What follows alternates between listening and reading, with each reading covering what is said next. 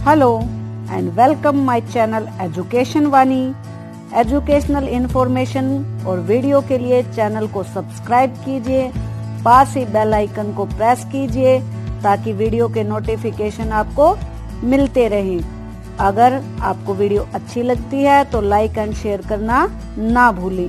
Hello बच्चों, कैसे हो आप सब? मैं आशा करती हूँ कि आप सभी अच्छे होंगे। आज हम आपकी परिवेश अध्ययन की पाठ्य पुस्तक का पाठ 17 आशियाना पढ़ेंगे। इसके लिए हमने एक पार्ट 1 वीडियो भी बनाई हुई है जिसमें हमने पक्षियों के घोंसलों के बारे में, पक्षियों के बारे में जाना था। चलिए शुरू करते हैं पार्ट 2 वीडियो। इस वीडियो को हम पेज नंबर 143 से शुरू करेंगे। बदला रसोई घर, रानी दादी रसोई घर कैसा था? पिछली वीडियो में हमने देखा ना, रानी और उसकी दादी बात कर रहे हैं और पुराने घर के बारे में रानी अपनी दादी से पूछ रही थी। उसी में आगे अब रसोई की बातें हो रही हैं। दादी रसोई घर में मिट्टी का चूल्हा और उसके ऊपर ईंटों से बनी चिमनी थी। तिबारी में ओखली और चक्की भी थी। खाना जमीन पर बैठकर बनाया जाता था और वहीं सारा परिवार मिलकर खाना खाता था। रानी, अब तो अधिकतर रसोई घरों में गैस का चूल्हा है, खाना भी खड़े होकर बनता है। कितना कुछ बदल गया है। आपको दिख रहे हैं दोनों रसोई घर? कितना चेंज आ गया है ना। सोचो और लिखो, तुम्हारे घर में खाना किस प्रकार के चूल्हे पर बनाया जाता है? हमारे घर में खाना गैस के चूल्हे पर बनाया जाता है। कभी कभी मिट्टी के चूल्हे पर भी खाना बनाया जाता है।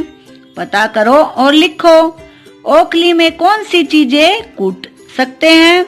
धान, बाजरा, मकई आदि हम ओखली में कूट सकते हैं। चक्की में कौन सी चीजें पीसी जा सकती हैं? चक्की में दाल, बाजरा, मकई, गेहूं, चना आदि चीजें पीसी जा सकती हैं। रानी, घर के शौचालय के बारे में भी तो कुछ बताओ दादी। दादी, उस समय शौचालय घर के पिछवाड़े में कच्ची ईंटों से बनाए जाते थे। पानी किसी बर्तन में भरकर रखते थे क्योंकि घर में नल नहीं होते थे। सारा पानी खुली नालियों से होकर एक बड़े गड्ढे में जाता था। कुछ लोग खुले में भी शौच जाते थे। रानी, अब तो हमारे घर का शौचालय बहुत अलग है। इसमें नल लगे हैं और नालियां जमीन के अंदर हैं। पता करो और लिखो, अपने बड़े बुजुर्गों से पता करो कि जब वो छोटे थे तब वे किस प्रकार के घरों में रहते थे। आप पूछ सकते हैं अपने दादा दादी से ये, और उनसे पूछकर आप उत्तर लिख सकते हैं। मैंने अपने अकॉर्डिंग इन उत्तरों को लिखा है। वो कच्चे घरों में रहते थे। उनके घर किन चीजों से बने होते थे? उनके घर मिट्टी, गारा, लकड़ी से बने होते थे। क्या घरों में शौचालय थे? यदि हाँ तो कैसे? नहीं, उस समय अधिकतर घरों में शौचालय नहीं होते थे।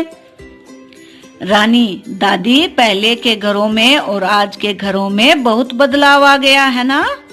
दादी, हाँ बेटा, अपनी 80 वर्ष की उम्र में मैंने बहुत से बदलाव देखे हैं। अपने राजू चाचा के घर को ही देख लो, वह बड़े शहर में रहता है। उसका घर हमारे घर से तो बिल्कुल अलग है।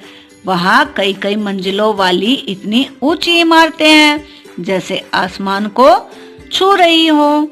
सोचो और लिखो, बड़े शहरों में बहुमंजिले इमारत बनाए जाने के 2 कारण लिखो। क्या आपको पता है कि शहरों में बहुमंजिली इमारत क्यों बनाई जाती है? बड़े शहरों में मकान बनाने के लिए भूमि की उपलब्धता कम है और जमीन की कीमतें बहुत अधिक हैं, जिस कारण बहुमंजिले घर बनाए जाते हैं। दूसरा, बड़े शहरों में अधिक जनसंख्या भी बहुमंजिला इमारत बनाने जाने का एक कारण है। आओ ये भी करें, आओ घर बनाए।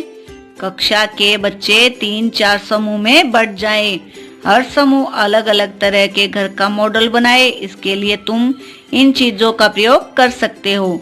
मिट्टी, लकड़ी, कपड़े के टुकड़े, जूते के डब्बे, रंगीन कागज, माचिस की डिबिया और रंग, सभी घरों को एक साथ रखकर एक बस्ती बनाओ। ये एक्टिविटी आपको करनी है।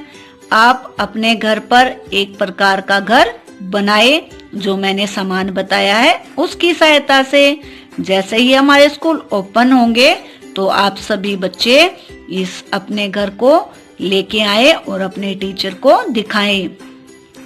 नंबर 2, बिंदुओं को मिलाओ और प्राप्त आकृति में रंग भरो। आपको बिंदु दिखाई दे रहे हैं। 1 से आपको किस पे जाना है, 2 पे, 2 से आपको किस पे जाना है, 3 पे। ऐसे अगर आप जाएंगे तो आपको क्या दिखेगी, एक चिड़िया, एक पेड़ की डाल पर घोंसला और अंडे। फिर पेंसिल कलर से आप इसमें सुंदर से रंग भर दीजिए। ऐसा करो। तुमने कई पक्षियों की आवाजें सुनी होंगी। कक्षा में प्रत्येक बच्चा बारी बारी किसी पक्षी की आवाज निकाले। अन्य बच्चे आवाज पहचान कर पक्षी का नाम बताने की कोशिश करें। ये एक्टिविटी आप घर पे अपने भाई बहन के साथ भी कर सकते हैं। जैसे मोर कैसे बोलता है, कोयल कैसे बोलती है, आप सब उनकी आवाज को बोलें। आपका भाई बहन बताएगा कि आप किस पक्षी की आवाज निकाल रहे हैं। अगली गतिविधि है चित्रों के नीचे पक्षियों और जानवरों के नाम लिखो। इनका इनके घर से मिलान करो। तो सबसे पहले आपको कौन दिखाई दे रहा है पिक्चर में, क्या आपने इसे पहचाना? ये है शेर, जो कि कहाँ रहता है, गुफा में। ये कौन है? ये है कटफोड़ा, ये कहाँ रहता है, पेड़ के अंदर कोटर बनाकर।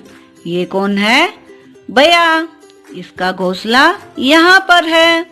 इसके बाद है चिड़िया, सांप जो कि बिल में रहता है। ऐसे आप भी इस एक्टिविटी को कंप्लीट कर सकते हैं। आई होप आपने अच्छे से इस पाठ को सुना होगा और बहुत कुछ सीखा होगा। आप समझ गए होंगे कि पुराने समय में और अब के समय में रहने के जो मकान हैं उनमें कितना परिवर्तन आया है। कहीं कहीं पर तो बहुमंजिला मकान बन गए हैं। आपने उनके कारण भी जाने हैं। आप मुझे कमेंट करके जरूर बताएं कि ये पाठ आपको कैसा लगा। मिलते हैं नेक्स्ट वीडियो में, तब तक अपना ध्यान रखिए। Take care.